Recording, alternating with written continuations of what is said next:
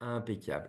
Donc, le service de portage de formation au niveau de Digital League, je vais vous expliquer à quoi ça sert et comment ça marche pour voir si ça peut être appétant pour certains d'entre vous.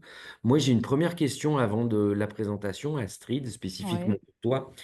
Est-ce que tu as déjà entendu parler du numéro de déclaration d'activité de la DRETS? Oui, oui, parce que moi j'étais chef d'établissement auparavant, donc tout ce qui est Parfait. formation à un moment, j'ai complètement suivi, tout ce qui était Datadoc, et cetera. Moi, j'ai été OK. Datadoc à un moment et OK. puis après quand, par la force des choses, Calliope et puis, à un moment avec le covid, une baisse d'activité sur les formations, je m'y suis plus du Ouais. tout intéressée, D'accord. mais j'ai quand même bien, bien suivi, enfin Calliope, c'est quelque chose que je connais quand même pas si mal que ça, mais c'est bien d'avoir du rafraîchissement parce que je suppose que ça bouge quand même aussi avec les années, donc Bien sûr. Et du coup, ce fameux numéro de déclaration d'activité, est-ce qu'aujourd'hui tu l'as? Est-ce qu'il est actif ou non, moi pas? je l'ai plus, plus du tout. Non, non, je l'ai plus Ok, du tout donc refait. on parlera de comment obtenir son numéro de déclaration d'activité, puisque c'est la condition sine qua non pour pouvoir bénéficier d'un portage de formation. Alors En tant que- qu'est-ce que tu appelles numéro de déclaration d'activité? Alors, ben, je vais rentrer tout de suite dans le vif du Ouais. sujet. Alors, on va souhaiter la bienvenue à Kirill qui nous a rejoint. Bonjour. Salut Kirill. Hop, si vous pouvez mettre, Bonjour, activer bonjour. votre micro, nickel. Ah, il est redésactivé. I'm still connecting with microphone. Just to translate all this. Oh, it's Please keep okay. I think we going. can hear you properly. Yeah, merci. Ah, ok.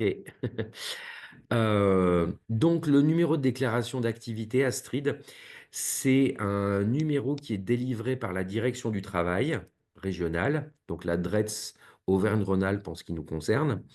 À partir du moment où une structure, quelle qu'elle soit, ça peut être un auto-entrepreneur, ça peut être une SARL, n'importe quoi, à partir du moment où il y a un SIRET, a une activité de prestation de formation, OK, soit qu'elle délivre en direct auprès de ses clients finaux, soit par le biais d'un système de portage. Ce OK, numéro de déclaration d'activité est vraiment incontournable pour que vous puissiez ensuite devenir vous prestataire de formation pour un OF, pour un organisme de formation. Sans ça, on ne peut pas. C'est absolument impossible. d'accord. Pour pouvoir l'obtenir, il y a une procédure dématérialisée qui se fait directement sur le site de la DRETS, de la Direction du Travail, qui nécessite de fournir pas mal de documents, un extrait de casier judiciaire, un CV, Mmh. un extrait CABIS, bien sûr, et puis aussi une première convention de formation avec un client lambda, soit qui a eu lieu dans les 3 derniers mois, soit qui va avoir lieu dans les 3 mois à venir D'accord. avec une liste exhaustive des formateurs qui interviennent. Alors, si vous êtes seul dans la structure, bah, Ouais. c'est le CV de la personne et ses compétences. Voilà, on met tout ça sur le portail de l'adresse et puis ensuite on attend. Alors, on attend combien de temps? C'est toujours la question. Aujourd'hui, les délais d'instruction sont entre 2 et 3 mois pour Oh obtenir le punaise. numéro de déclaration d'activité. Voilà. On est toujours aussi réactif, en France, c'est terrible, hein. Ouais, c'est ça, c'est ça. Alors, ça veut dire que, imaginons que toi, Astrid, tu as un projet de formation que tu souhaites faire porter par Digital League au mois de janvier et que tu n'as pas ton numéro de déclaration d'activité, ça ne sera pas possible. OK, Par contre, si tu d'accord. me dis au mois de mars et que tu fais le process nécessaire pour obtenir le NDA, le numéro de déclaration d'activité, là, c'est envisageable. Mais voilà, OK, il y a ce temps malheureusement incompressible. On est OK. tributaire du délai d'instruction de la direction du travail. Ouais. Une fois qu'on a ce Saint Graal, ce numéro de déclaration d'activité, de façon très administrative, on signe un contrat cadre de portage entre Digital League et l'adhérent qui souhaite réaliser des formations. Et ensuite, le process va se découler tel que je vais vous l'expliquer sur un des slides suivants. Est-ce que ça éclaire ta lanterne, Astrid? Oui, oui, très bien. Mmh. Bon, super. Alors, hop, je vais passer déjà sur ce slide-là. Déjà, il faut comprendre une notion qui est hyper importante, c'est la notion de la certification Calliope. La certification Calliope, elle est devenue obligatoire depuis le 1er janvier 2022 pour les organismes de formation lorsque leurs clients de ces organismes de formation souhaitent solliciter leur OPCO pour avoir une prise en charge financière dans le cadre du plan de développement des compétences. le PDC, Mhm. qui s'appelait de façon bien plus simple et lisible auparavant le plan de formation. Voilà. Tout à fait.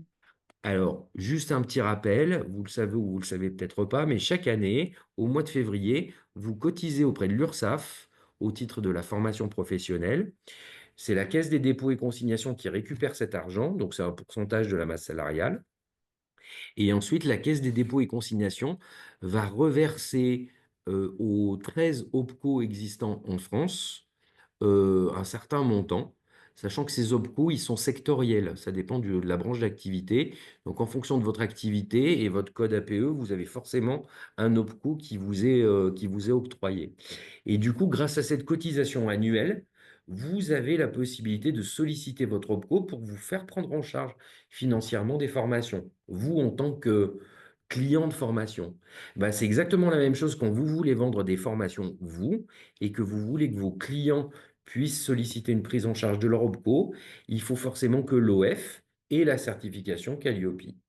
Du coup, c'est notre cas, hein, c'est ce que je disais en préambule, on l'a depuis 2022. D'ailleurs, la certification Calliope, on vient d'avoir notre renouvellement pour 3 ans à partir du mois de janvier 2025. Donc ça, j'ai eu un audit pendant 1 jour et demi. C'est chaud, mais c'est passé. Donc tout va bien, tout va bien, tout va bien. Est-ce que vous avez d'ores et déjà des questions sur la certification Calliope? Non, je crois qu'Astrid, tu y vois assez clair Oui, là-dessus. oui, nickel, oui, oui. Parfait. Alors, les avantages de ça, donc vous l'avez compris, c'est un avantage d'abord financier, puisque vos clients finaux vont pouvoir solliciter leurs OPCO pour se faire financer la formation que vous allez leur vendre. Toute la responsabilité de la formation va être portée par Digital League. Donc, aussi bien administrative qu'en termes de garantie de qualité, tout est porté par Digital League. Ça va vous permettre quoi? Ben déjà de vous débarrasser de toute la contrainte administrative, donc toute cette fameuse paperasse qu'il faut faire. Il faut faire des convocations, il faut envoyer des questionnaires pré-formation aux futurs participants, il faut leur faire faire des signatures par demi-journée, et puis il y a des certificats de réalisation. Bref, je vous en passe des vertes et des pas mûres, mais le niveau administratif, tout ça, vous nous le déléguez complètement. Et nous, on a une plateforme qui s'appelle Digiforma, qui dématérialise absolument tout le process. Donc, c'est Digital League qui va, via cette plateforme, envoyer tout ce process administratif à vos futurs participants à vos formations. Vous avez en plus la possibilité de vous appuyer sur moi en particulier, sur l'ingénierie pédagogique. Moi, je suis ingénieur pédagogique de formation. Ça fait, vous avez vu les cheveux blancs, j'ai toujours du mal à le dire, mais ça fait 30 ans que je suis là-dedans. Donc, du coup, quand vous vous posez la question de comment est-ce que je rédige un programme de formation, comment je peux identifier les objectifs pédagogiques, comment je peux évaluer que mes stagiaires ont acquis ce qu'on s'était fixé, quels outils je peux utiliser, etc., etc., vous pouvez me solliciter en direct pour travailler sur cette partie d'ingénierie pédagogique, bref, de construction de la formation que vous souhaitez commercialiser. Voilà. On a en plus une référente handicap qui est très utile puisque si jamais vous avez dans vos clients des personnes qui sont en situation de handicap, on peut la solliciter, elle, au sein de Digital League, pour voir si on peut avoir des aménagements en termes de formation. Par exemple, je vous donne un exemple vraiment comme ça au hasard, avoir un traducteur en langue des signes pour une personne qui serait malentendante, par exemple, pour une de vos formations. Voilà, donc on est forcément en lien avec l'AGFIP sur toute cette thématique du handicap. Du coup, euh, Juste par curiosité, Stéphane, pour la bien sûr. LSF, c'est plein vent qui intervient ou que ce sont d'autres. Il y a qui? Il y a mégaphone, plein vent. Alors là, il y en a une kyrielle. On a accès à une ressource en fait d'assos et de structures qui ont chacun D'accord. leurs expertises sur différents types de handicaps. Les Ok. handicaps 10 par exemple. Oui. Donc du coup, c'est un peu en one shot. Quand on a une personne qui a un handicap particulier, on va taper dans notre base d'assos et de D'accord. structures. On leur pose la question, qu'est-ce qu'on peut envisager pour? Et c'est vraiment du one shot. Ok. Mais en tout cas, c'est la base de données en fait des assos, c'est l'AGFIP qui la fournit, qui nous la Oui, oui, oui. fournit Oui, oui. dans une base de référents handicap. Voilà, et on les contacte en direct ensuite. Ok. Merci. Mais je t'en prie. Oh pardon, je reviens juste là-dessus. J'aborde juste une notion de e-learning.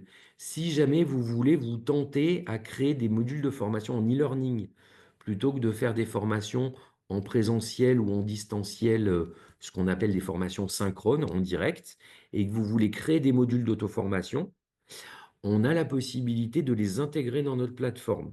Voilà, c'est pour information, si jamais la digitalisation de vos modules de formation est quelque chose qui peut vous intéresser. Alors, donc là, oui, c'est en synthèse.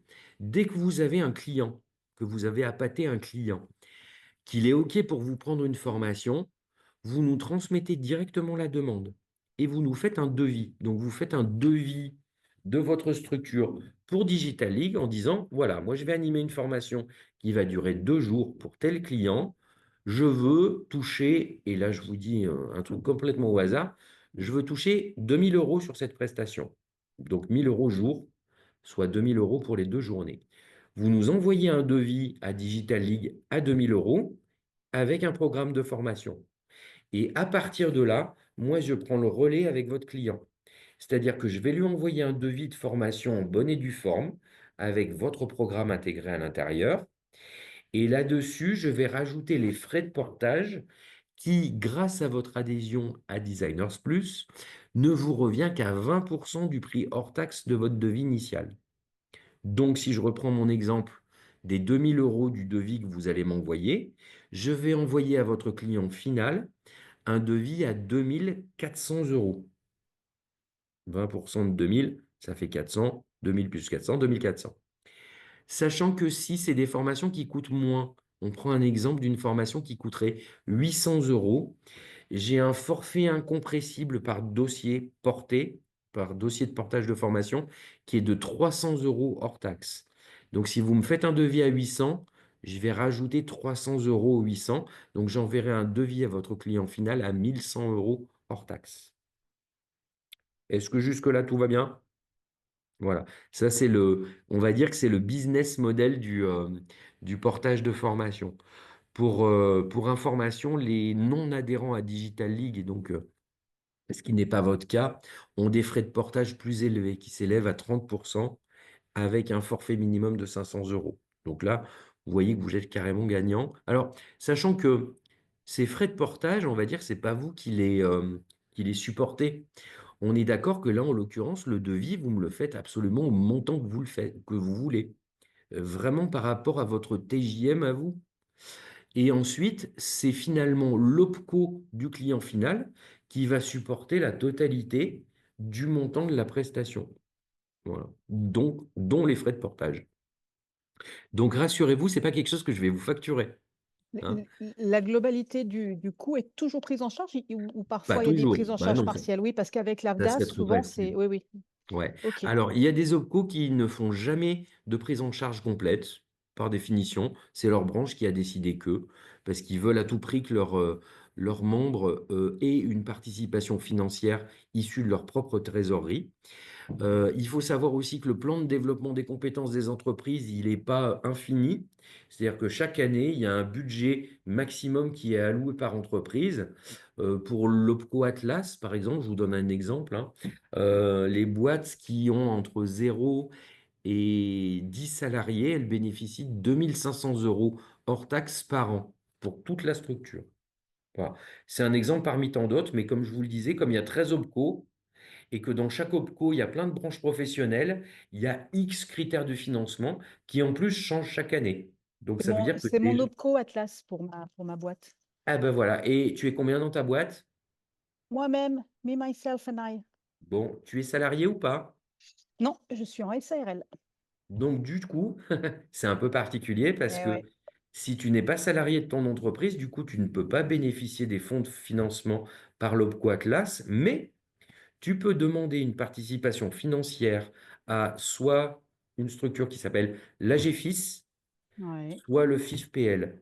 Donc Ah oui, oui, oui. l'AGFIS, FIFPL. Ouais, ouais. c'est pour les travailleurs non salariés et le FIFPL, c'est pour les professions libérales. D'accord. Et là, bon, là, clairement, il n'y a jamais de prise en charge complète. En Ouais. général, c'est plutôt 50% et ça dépasse rarement les 7 ou 800 euros par an Mmh. pour un travailleur non salarié ou une profession libérale.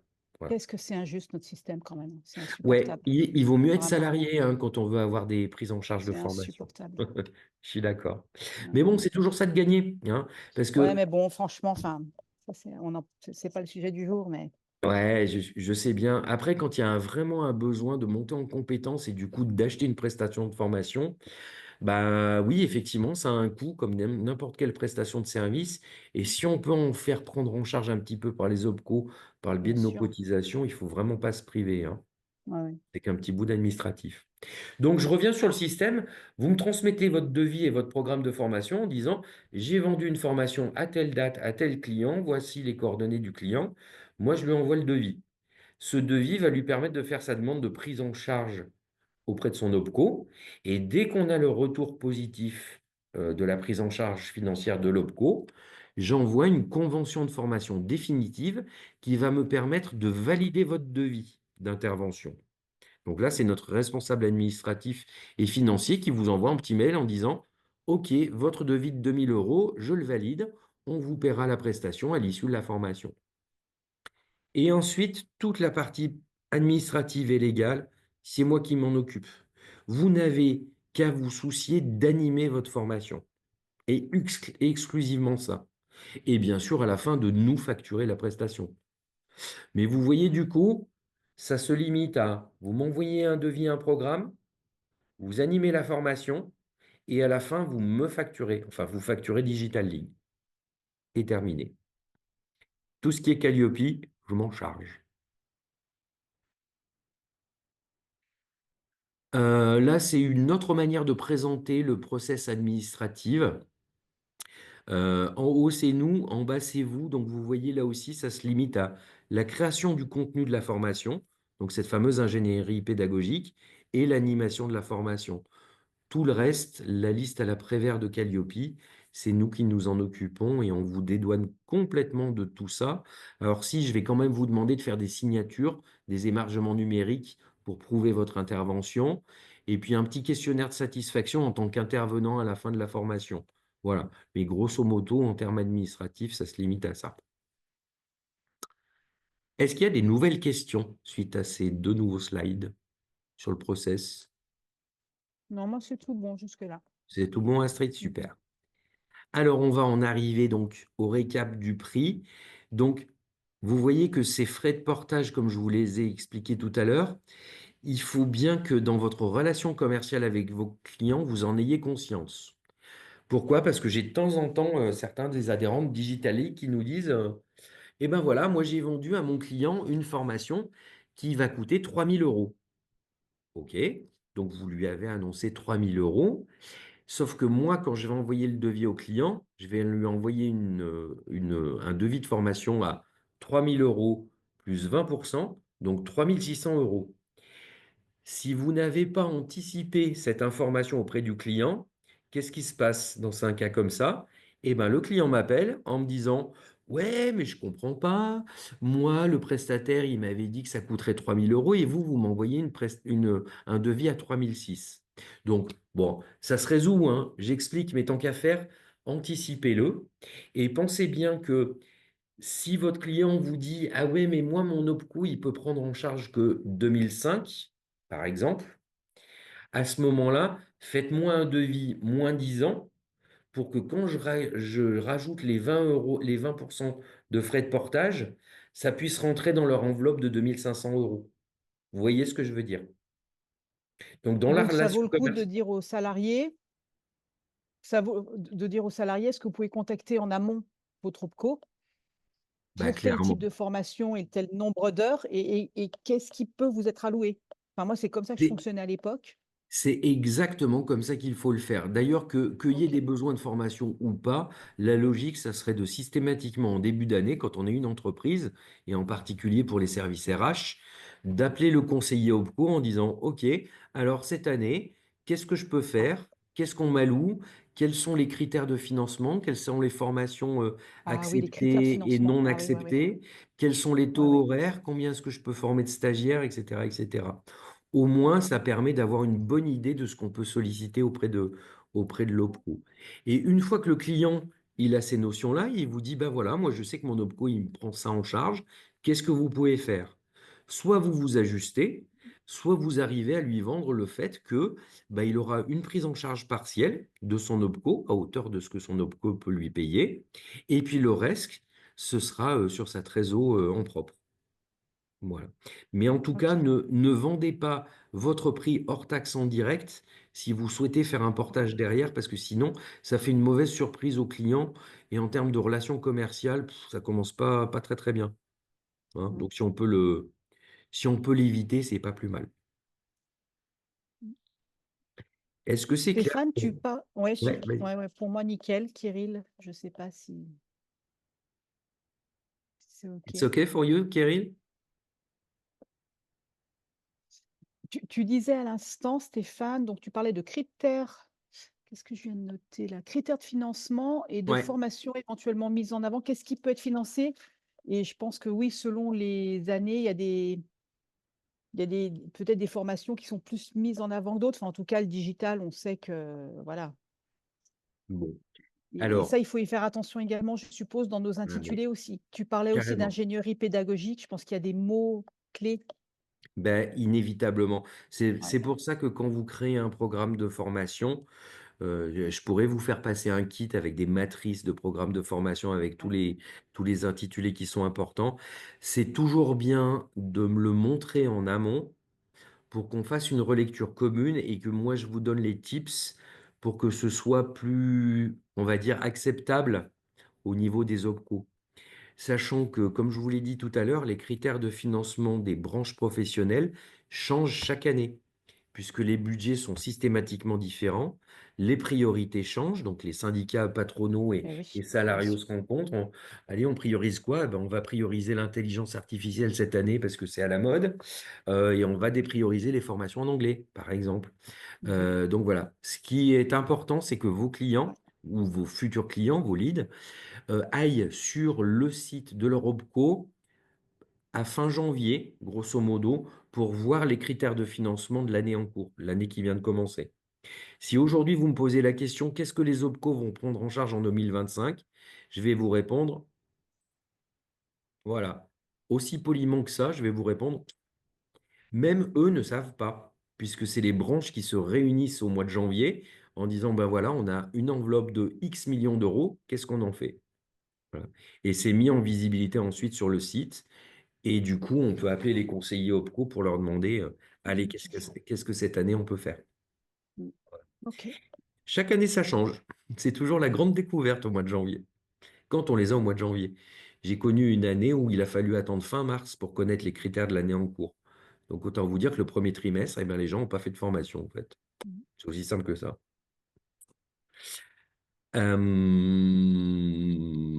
Voilà, qu'est-ce que je peux vous dire d'autre? Ben, je crois que j'ai à peu près fait le tour. Euh, Ouais, donc je reviens quand même sur un point qui me semble vraiment hyper important. Euh, Si ce service peut vous intéresser, pensez bien que, première condition, il faut que vous ayez un numéro de déclaration d'activité auprès de l'adresse. Et ça, je ferai passer à Sarah, avec ma présentation, le lien vers le site de la direction du travail pour pouvoir demander ce fameux numéro de déclaration d'activité. Une fois que vous l'obtenez, vous me sollicitez en direct et on signe ensemble un contrat cadre de portage. On le signe, on l'archive, on l'oublie.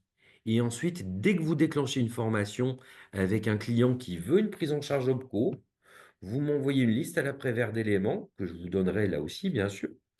Et puis on déclenche et vous n'avez à vous soucier que de l'animation de la formation.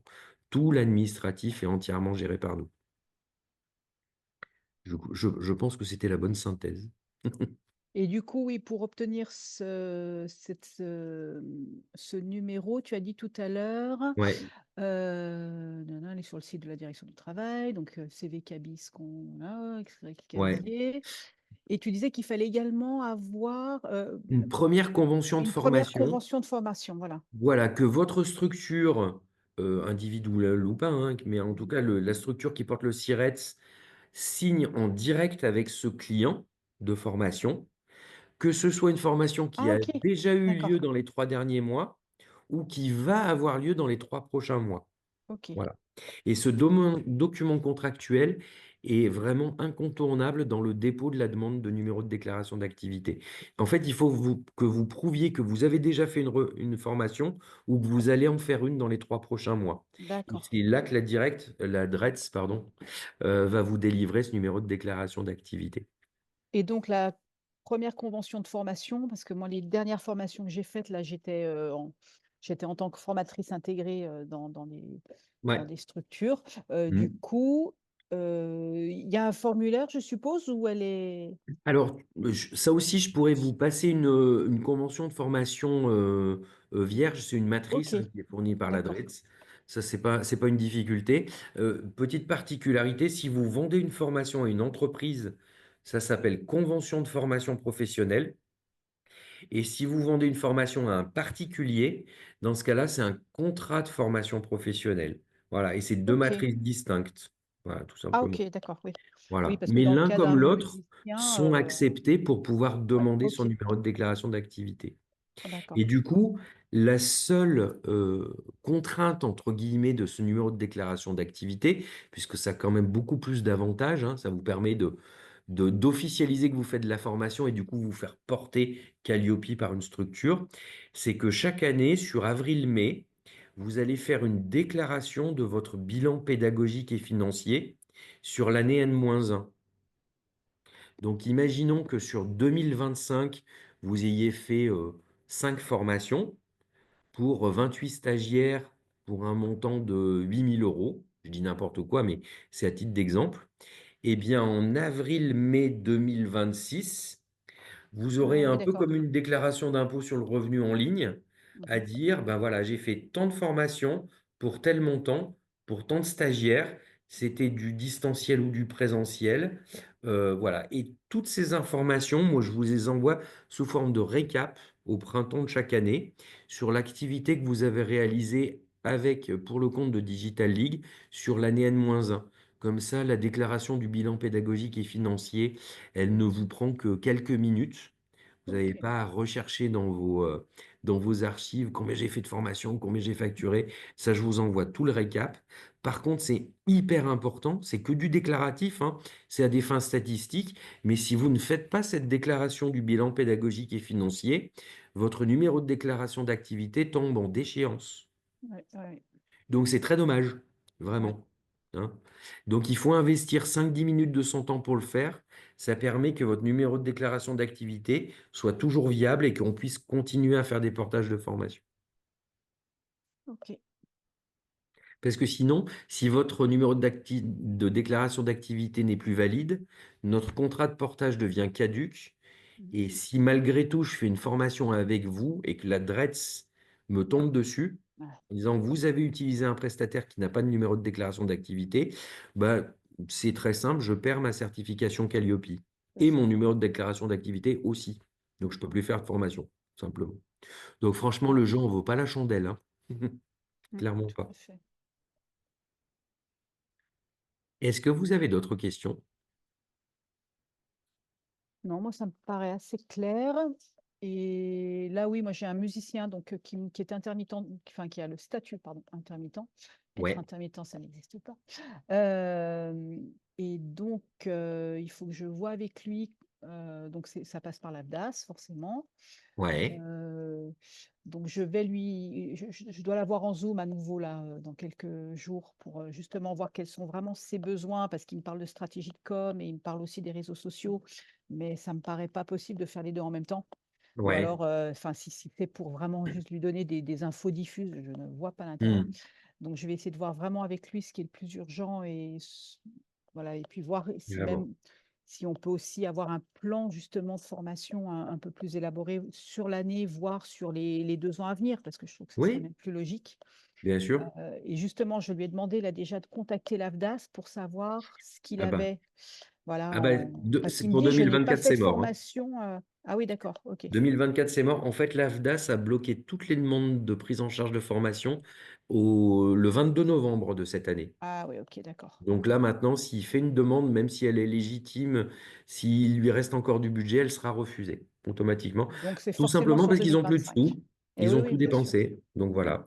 Donc là, il faut urgemment attendre fin janvier, grosso Ok, modo 2025, pour qu'il ok. contacte son conseiller AFDAS en lui demandant à quoi je vais avoir droit en termes de prise en charge sur 2025. Et du coup, ensuite, pouvoir sereinement envisager un process de formation. Et du coup, toi, Astrid, ça te laisse le temps de Oui, tout déposer à ton fait. dossier de numéro de déclaration d'activité en plus, hein. Oui, oui, ok. Mm. Très bien. De toute façon, en De termes de toute- timing, je pense que janvier, février, là, c'était même pas la peine, hein. Donc Ouais, ouais, là, ça risque d'être un petit ouais, peu ouais. chaud, ouais, Et une effectivement. question, Mhm. quand si mes souvenirs sont bons, quand on fait notre programme de formation, c'est à ce Ouais, moment-là qu'on va donner les coûts et qu'on donne déjà une idée de calendrier. Est-ce qu'il faut que le calendrier soit arrêté ou est-ce oui, que absolument oui. arrêté, hein, c'est ça? Ok, Alors, d'accord. a- Ouais, parce que arrêter, j'avais eu ce oui et non. souci-là. J'avais arrêté des dates et j'avais une designer en particulier qui me reportait tout le temps les dates. Et alors, Ouais. j'avais laissé les dates sur les signatures parce que, alors pour ne pas la citer, ça va te faire rire. Enfin, et Ouais, tu ne alors, seras pas il faut surprise, être Sarah, c'était Nadine. non, mais il faut être super vigilant. Il faut être très, très vigilant. Et j'étais super embêtée parce que je me suis dit, le jour, si jamais on a un contrôle un matin, Ouais. et elle Ah, me bah, disait, là, elle c'est me très grave. prévenait une Ouais. demi-heure en me disant, ah, je suis désolée, mais aujourd'hui, j'ai oublié, j'ai une réunion à Lyon, je ne peux pas venir. Et je me disais, mais punaise, je fais comment, quoi? Ouais. Alors, il faut être super vigilant et comprendre une chose, c'est que quand une entreprise sollicite son OPCO pour faire une prise en charge de formation, il faut forcément transmettre à l'OPCO un devis et un programme avec les dates de formation, avec le lieu. Voilà. Oui, et le lieu exact. Ça peut être des dates prévisionnelles, ça pose pas de souci. Par contre, une fois qu'on a l'accord de l'OPCO et qu'on cale réellement les dates effectives, il va falloir que le client, quand il aura signé la convention de formation, prévienne son OPCO du changement de date, si Ah, ce n'est pas ok. les mêmes que les dates prévisionnelles, en disant la formation, elle va bien avoir lieu. Par contre, on a affiné le calendrier, ça sera réellement telle date, telle date, telle date. Et moi, sur la Ah, ouais, convention de ok. formation définitive, j'ai l'obligation de mettre les dates définitives du calendrier. Donc Et sur la si jamais il convention, y a ce des sont les dates changements, définitives. Ok. ouais, exactement. Si jamais il y a des changements, si imaginez qu'un OPCO débarque au sein de l'entreprise et se rende compte que finalement la formation elle n'a pas lieu, ça fait très très mal. Oui, Ça fait à très, moins que la personne soit malade, éventuellement peut-être avec un arrêt maladie, voilà, mais mais il faut des sinon, éléments de on preuve. est d'accord. Voilà. Et Donc ça, sinon, alors maintenant, ouais. tous les OPCO ont des plateformes dématérialisées, donc c'est très simple, hein. Chaque entreprise a accès à son propre OPCO via la plateforme et il dit bah, sur tel dossier, bah, finalement, c'est pas le 12 janvier, ça sera le 14. Voilà, ça prend Ouais, 3 secondes, ouais, ouais, puis terminé. Et au moins, on n'a pas de souci avec l'OPCO en cas de contrôle. ouais. Mais ça, je Moi, je crois qu'il suis faut très, très, absolument très le redire parce sollicité. qu'il y a des gens qui ne se rendent pas compte, en fait, qui nous mettent Ouais. dans la mouise, quoi. Moi, les OPCO, je suis très sollicité par eux. Alors, quand je les facture, hein, parce que bien souvent, je facture en direct les OPCO et non pas les entreprises, ce qui est beaucoup plus pratique. Et en général, je leur envoie la facture avec les certificats de réalisation qui prouvent que les gens ont bien suivi la formation. Mais de temps en temps, ils font des contrôles aléatoires et ils me demandent en plus les rapports d'émargement, les preuves d'absence, des choses comme ça. C'est pour ça qu'ils font aussi des contrôles inopinés sur les lieux de formation Ah ou oui, sur ah oui. les liens Teams ou Zoom quand c'est des formations distancielles. Bonjour, c'est votre opco. Ah bah Oui, bonjour. mais ça peut très bien se comprendre. Enfin, c'est de Ah ben l'argent. c'est légitime, Moi, hein. je trouve ça C'est très bien, hein, oui, c'est des fonds publics, hein, donc c'est bien logique sûr. que ce soit checké. Mais voilà, ouais, ouais, non, on fait les choses en bonne et due forme pour éviter des soucis, quels qu'ils soient. Ça veut dire que si Christine. on faisait du distanciel, il faut mettre le lien, je suppose, du coup, dans la convention. Le lien Zoom ou le lien Teams. Ou, Alors, bien souvent, c'est pas nécessaire, c'est pas obligatoire, mais un OPCO peut très bien, lorsqu'il reçoit une convention de formation, nous dire donnez-moi le lien Teams. Oui, bien sûr. Voilà, Ok. pour ensuite y assister de façon inopinée. Je vous cache pas qu'ils font quand même plutôt des contrôles sur les formations en présentiel, hein. Ouais. Ouais, c'est plutôt ça qui arrive. Ok. Quoi qu'il en soit, moi, je vais transmettre à Sarah pour qu'elle puisse diffuser la bonne parole auprès de tous vos adhérents.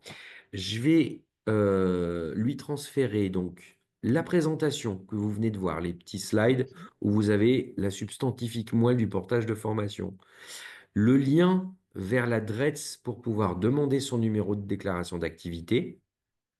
Et puis, je vais mettre aussi un fichier zip avec ce que moi j'appelle le kit de portage, c'est-à-dire les matrices de programme de formation, les matrices de questionnaires pré-formation ou de QCM d'évaluation des acquis de la formation, une matrice d'attestation d'actualisation de compétences en tant que formateur, où là, vous déclarez quel est votre cursus et qu'est-ce qui prouve que vous avez bien les compétences pour animer sur cette thématique. Bref, vous allez avoir pas mal de choses. Et je vous glisserai en plus un modèle de convention de formation Ah professionnelle super.